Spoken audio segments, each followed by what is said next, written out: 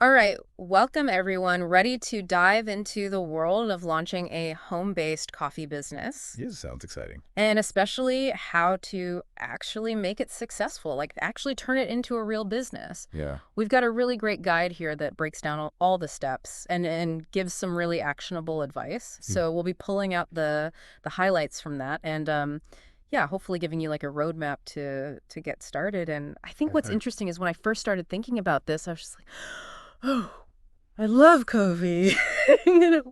Roast some beans and sell them. Right.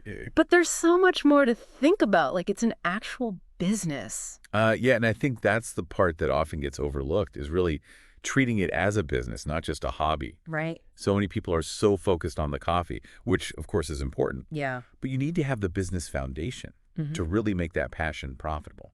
That makes sense. It's easy to get caught up in like, making the perfect latte art. Yeah, exactly. But you need that structure to actually turn it into, a sustainable income. Exactly. And that's where a really detailed business plan comes in. Okay. It's like your roadmap. It outlines everything from your goals to your strategies to, how you're going to manage your finances. So where do you even start with a business plan for something like this? Well, I always recommend starting with your niche. Okay. What's going to set your coffee apart? Yeah. Are you specializing in single origin beans from a specific region? Ooh. Or maybe you're creating, unique blends with like these crazy flavor profiles. Okay. Or maybe you're targeting a specific audience, like people who are, really into organic and fair trade. Yeah, that's interesting. Like it's kind of like figuring out your signature style. Like Right. what's going to make your coffee stand out from all the other amazing coffee out there. Exactly. And once you have that niche figured out, Okay. then you can start thinking about, okay, that big $8,000 a month goal, Yeah. how do we actually break that down into achievable steps? Yeah, because that sounds like a lot. It is, but that's where setting clear milestones comes in. Okay. It's like building a staircase to your goal. Instead of looking at that, daunting $8,000 figure, Right. you break it down into smaller targets, like maybe weekly or even daily sales goals. So like how much would you have to sell each day to get to that? Well, let's say you're selling your bags of coffee for an average of $20. Okay. You'd need to sell about 20 bags a day to hit that $8,000 mark. Oh, wow. That's actually, Yeah, it's doable.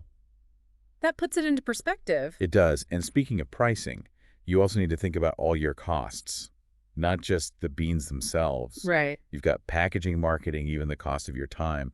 You got to factor that in. Yeah, like all the behind the scenes stuff. Exactly. Oh, And having a good system for tracking your finances is crucial. okay. A software like Xero or QuickBooks can be really helpful for that. So it sounds like we're talking about building a legitimate business here. Oh, This is not absolutely. just like a casual side hustle. And with any business, there's always that legal side to consider.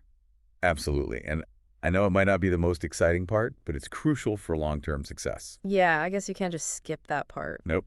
Even if you're starting small, you need to make sure you're operating legally. Right. So you'll need to figure out what kind of business structure is right for you. Okay. Like, are you going to be a sole proprietorship, an LLC, or something else? Yeah. How do you even know which one to choose? Well, the Small Business Administration website is a good resource to start with. Yeah. They've got a lot of information about the different structures, and they can help you figure out what makes sense for your situation. So this is starting to sound a little complicated. It can be, but that's why it's always a good idea to consult with a professional. Okay. Like a lawyer or an accountant who specializes in small businesses. Yeah. They can give you personalized advice based on your specific circumstances and make sure you're covering all your bases. Yeah, because I'm sure there are rules about selling food products made at home. Right. And those regulations can vary a lot depending on where you live. Oh, so it's not just like a one-size-fits-all kind of thing. No, definitely not. You don't want to risk running into problems down the line because you didn't do your research up front. That makes sense. It's like building a strong foundation for your coffee empire, making sure everything is legal and above board. Exactly. So we've got our business plan brewing. Yeah. We've got our legal ducks in a row. Sure. Can we finally talk about the coffee itself now? Of course, let's move on to the heart of your business, sourcing those delicious beans. This is what I've been waiting for. This is where you really get to showcase your passion and expertise. I'm picturing myself, traveling the world, visiting these amazing coffee farms. Hand selecting the perfect beans. It's a dream. But realistically, how does someone starting a home-based business even approach sourcing their beans? Well, while those trips to exotic coffee plantations might come later, Okay. There's some great options right from the start. You could partner with local roasters, build those relationships within your community. Yeah. Offer that like farm to cup freshness that people love. That's cool. Like supporting local businesses. Exactly. Or if you're looking for something even more unique, you could explore direct trade relationships with farmers overseas. Oh, okay. There are online platforms now that connect you directly with growers all over the world. Really? You can learn about their practices and even source beans with very specific flavor profiles. Wow. So I could like find a coffee farm in like Costa Rica Exactly. and get beans directly from them. Yep. And, learn about their sustainable practices. That sounds amazing. But how do you make sure you're getting quality beans and that everything is ethical when you're sourcing from so far away? That's a great question, and there are a few things to look out for. Okay. First, look for certifications like Fair Trade or Rainforest Alliance. Okay, I've seen those. Yeah, they help ensure fair labor practices and sustainable farming methods. So it's good to look for those labels. Exactly. You can also request samples and cupping notes from the farmers. Cupping notes? Yeah, it's like tasting notes for coffee, so you can actually try the beans before you commit to a big order. That's smart. Yeah, and a lot of these online platforms offer a lot of transparency into the farms and their practices. Oh, that's good. So you can really get a sense of where your coffee is coming from. Exactly. Okay, so we're finding incredible beans, ethically sourced, potentially even developing relationships with farmers across the globe. That's pretty cool. Now we need to bring those beans home and figure out how to get them ready for our customers. Exactly. It's time to set up your home barista headquarters. Okay. And the first big decision is to roast or not to roast. Oh. Are you going to invest in a home roaster Oh. or partner with a local roastery to handle that part of the process? So many decisions already. I know, it's exciting though. Yeah, it is. But how do I even know which way to go with the roasting? It really depends on a few things like your budget, Okay. the space you have available, Yeah. and how much control you want over the roasting process. Home roasting gives you complete creative freedom. Right. You can experiment with different roast profiles and develop your own unique roasts. That sounds fun. It is, but it requires, a decent investment in equipment. Okay. And it's definitely a learning curve to mastering the craft. Yeah, I can imagine. So if you're just starting out, partnering with a roastery might be a more practical option. Makes sense. You can benefit from their expertise and their equipment while you focus on, other aspects of your business. Yeah, that's a good point. Like maybe get the hang of the business side first and Sure, then that's good. explore roasting later on. Right. Okay, so whether we're roasting at home or working with a partner, we still need to think about the practicalities of setting up our workspace. Absolutely. What are some of the essentials we'll need? Besides the roaster or, if you're not roasting the beans yourself, Yeah. you'll need a good quality grinder, Okay. especially if you plan to offer whole beans to your customers. Right. And of course, you'll need storage solutions to keep those beans fresh, Yeah. like airtight containers. Okay. Keep them away from direct sunlight and heat. That's important. Very important. And don't underestimate the importance of a dedicated, organized workspace. Yeah. This is where you'll be spending a lot of time, so make it functional and efficient. Yeah, make it a space you enjoy being in. Right. And speaking of workspace, we can't forget about safety and hygiene. Oh, right, because we're dealing with food. Exactly. Yeah. Your workspace needs to comply with any local health regulations. Okay. That might involve having separate sinks for hand washing and food prep, Oh, okay. designated areas for storing and packaging your coffee. Okay. And you might even need to have regular inspections. Didn't think about that. Yeah, it's best to check with your local health department to be absolutely sure you're meeting all the requirements. Good point. Don't want to get shut down before you even start. Right? Okay, so we've covered a lot of ground already. We have. From crafting a business plan to sourcing those amazing beans. Yep. Setting up our home base. It's all coming together. It is. Yeah. But how do we take all of this and transform it into a brand that customers will love? That's where branding comes in. Okay. It's about creating an identity that captures the essence of your coffee and connects with your target audience. So it's more than just a logo. Way more. It's about giving your coffee a personality, a story, a visual identity that makes it stand out from all the other coffees out there. Okay, now I'm really intrigued. Like, I'm picturing beautiful bags, enticing labels, a captivating story behind each cup. I love it. But where do we even begin with all of that? Well, it all starts with your brand name and logo. Okay. They need to be memorable. Yeah. They need to reflect your brand's personality, and they need to resonate with your ideal customer. So, like, what kind of vibe are we going for? Exactly. Do you want something classic and elegant, Okay. or bold and playful, or something else entirely? Yeah, like, what's the feeling you want people to have when they see your coffee? Right. And once you have that foundation, Then you can start thinking about packaging. okay, this is where things get fun. This is where it gets creative. What are some key things to keep in mind when designing packaging? Well, first think about your target market. Okay. What kind of visuals are going to appeal to them? Okay. Are you going for a minimalist, modern look, Okay. or more rustic, handcrafted vibe? So many options. I know the material, the colors, the fonts you choose. Yeah. All of that plays a role in conveying your brand message. It's like telling a story without even using words. Exactly. And don't forget about functionality, too. Oh, right. The packaging needs to protect the coffee's freshness Yeah. and be easy for customers to open and reseal. Makes sense. You don't want them struggling to get to the good stuff. Definitely not. Okay, so it sounds like there's a lot to consider when it comes to branding. There is. Would it be worth bringing in a professional designer to help with this part? It definitely can be, especially if design isn't your strong suit. A professional designer can help you create a cohesive and impactful brand identity that really aligns with your vision and your target market. Okay. They can also guide you through the printing process. Right. Make sure your packaging meets all the industry standards. So it's like an investment that can save you headaches down the road. Exactly. Okay, so we're creating a brand that's visually appealing. Mm-hmm. It tells a compelling story. Right. But in today's world, we can't forget about building an online presence too. Absolutely. In part 2 of this deep dive, we'll explore the world of websites, social media, and all things digital marketing. Okay, get ready to build your digital coffee empire. I'm excited. Me too. It's going to be fun. Yeah, this is great. Yeah. See you next time. See you then. All right, so last time we covered like the core foundation of, setting up your business, Yeah. figuring out like the legal stuff, and then all that exciting stuff about like sourcing your beans. Like all the fun stuff. But now we got to bring that coffee to the world. No. We're going to talk about building a digital presence. It's essential these days. Yeah, it's like opening the doors to your virtual coffee shop, right? Exactly. Like you need a place for people to come and experience your brand online. Right, and the first thing that comes to mind for me is like a website. Yeah, your website is your online storefront. Okay. It's open 24/7, and it gives customers a chance to see what you offer. Right, browse around. Learn about your story.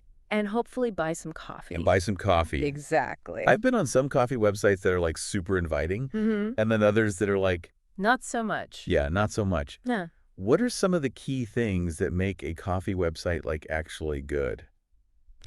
Well, I think first and foremost, it has to be visually appealing and easy to navigate. Right. You want people to be able to find what they're looking for quickly. Mm-hmm. So think clear menus, high quality photos of your products, and a design that really reflects your brand's personality. Okay, that makes sense. And you also need to make sure it's mobile friendly. Oh, yeah, that's huge these days. Yeah, absolutely. Everyone's on their phones. Yeah, I do most of my online shopping on my phone. So many people do. So you want to make sure that experience is smooth and easy. Okay, yeah, I'm way more likely to actually buy something if I can do it all on my phone. Exactly. Okay, so what about actually selling the coffee online? Mm-hmm. Like, how do you set that up so it's secure and easy for people to buy? That's where e-commerce platforms come in. Okay, Services like Shopify, Squarespace, WooCommerce. heard of those? Yeah, they let you build an online store that's integrated with your website. Okay, They handle everything from product listings to payment processing. so you don't have to like build it all from scratch. No, exactly. They make it much easier. That's good to know because I'm not a tech person at all. Yeah.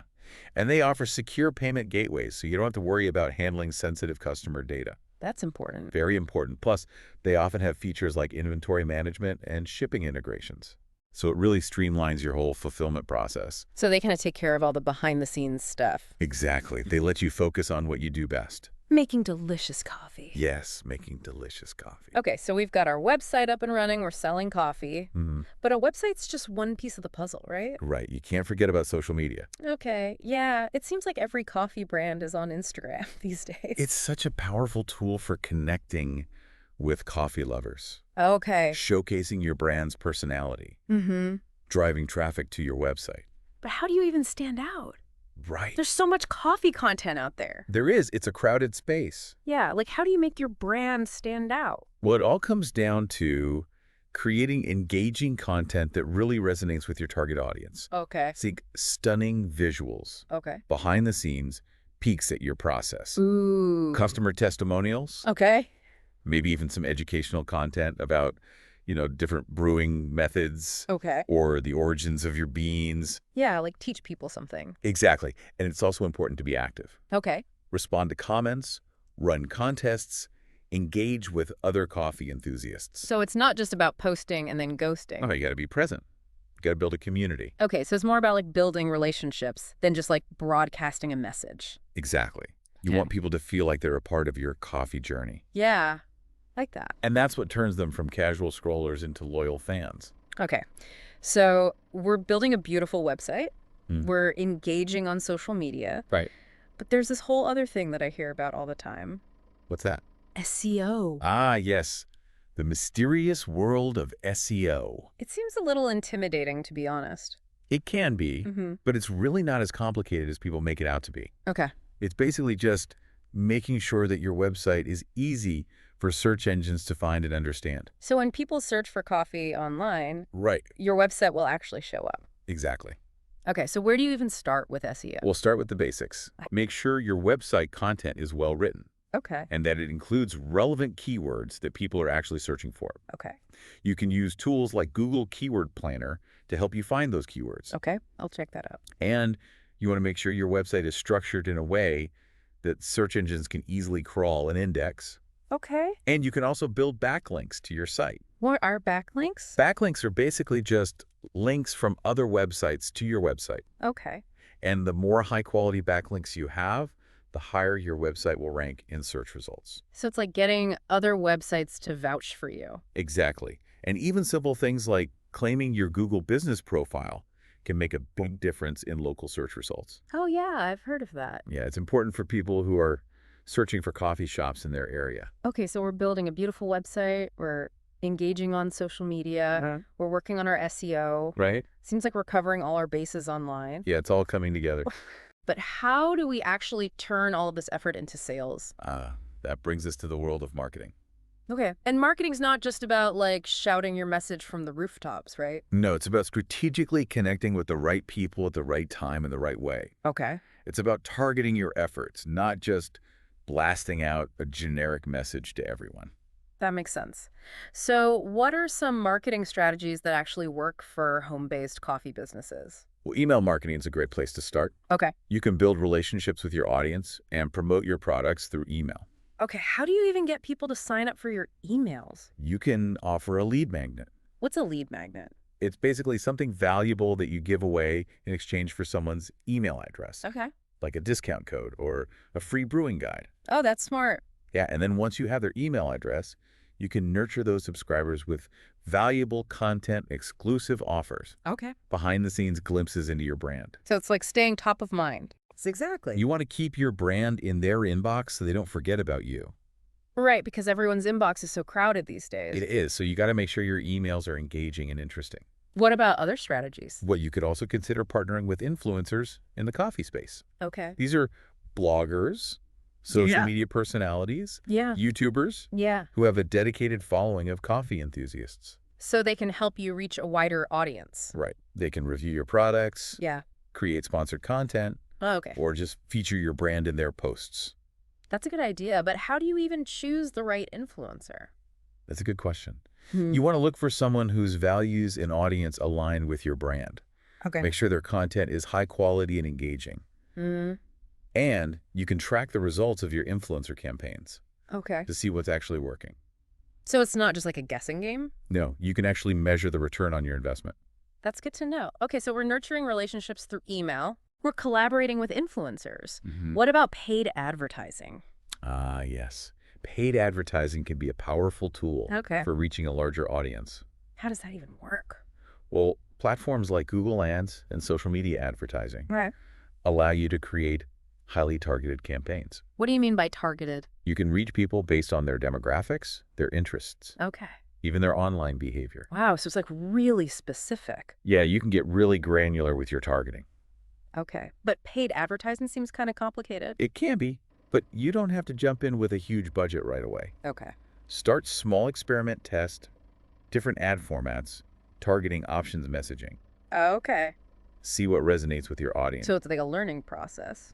Exactly. And the platforms provide analytics so you Yeah. can track your results Okay. and make adjustments as needed. So you can see what's working and what's not. Exactly. Okay, so we're using email influencers and maybe even trying out some paid advertising. It's a good mix. Yeah, but what about offline marketing? Oh, yeah.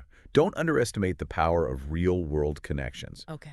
Local events and partnerships can be really valuable. Like what kind of events? Farmers markets, pop-up shops, local coffee festivals. Okay. These are great opportunities to connect with customers face-to-face. Yeah.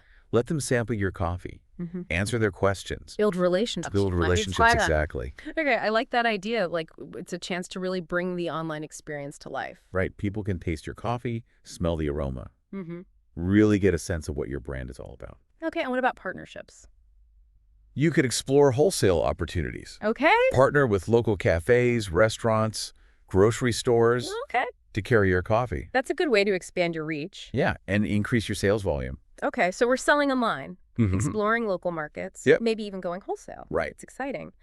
But no matter how great your marketing is, Mhm. it all comes down to the customer experience. Right. How do we make sure that people have a positive experience when they buy our coffee? Well, communication is key. Okay. Be responsive to inquiries, Okay. whether they come through email, social media, phone calls. Right. Personalize your interactions. Okay. Show customers that you care about their experience. So it's more than just like a transaction. Exactly. You want to build relationships with your customers. Okay. Make them feel valued. Yeah, because happy customers are repeat customers. Absolutely. And don't be afraid to go the extra mile. Okay. You know, send handwritten thank you notes. Ooh, I like that. Maybe include a small gift with their order Okay. or start a loyalty program. Yeah, those little touches can really make a difference. They really can. It shows that you appreciate their business. But what happens when things go wrong? Mm-hmm. Like if there's a problem with an order or a customer is unhappy. Well, you address those issues promptly and professionally. Okay. Listen to the customer's concerns. Mhm. Apologize sincerely. And offer a solution that goes above and beyond to make things right. So it's about turning a negative experience into a positive one. Exactly. Yeah. Sometimes a customer complaint can even be an opportunity to learn and improve your processes. Okay, so we're creating a fantastic customer experience. Yeah. We're building loyalty Mhm. and hopefully watching our business grow. Right. But how do we actually know if we're on track to hit that $8,000 per month goal? That's where tracking and analyzing your progress comes in. Okay. Monitor your sales data, your customer acquisition costs, your customer retention rates. Okay. These metrics give you valuable insights into your business's health. So it's like going back to that business plan Exactly. and making sure that we're actually moving towards our goals. Right. And you can adjust your plan as needed Okay. based on the data you're collecting. So it's not just like a set it and forget it kind of thing. No, it's an ongoing process. Right. You got to stay flexible. Exactly. And celebrate your successes along the way. Yeah. It's easy to get caught up in the day-to-day and forget to like acknowledge how far you've come.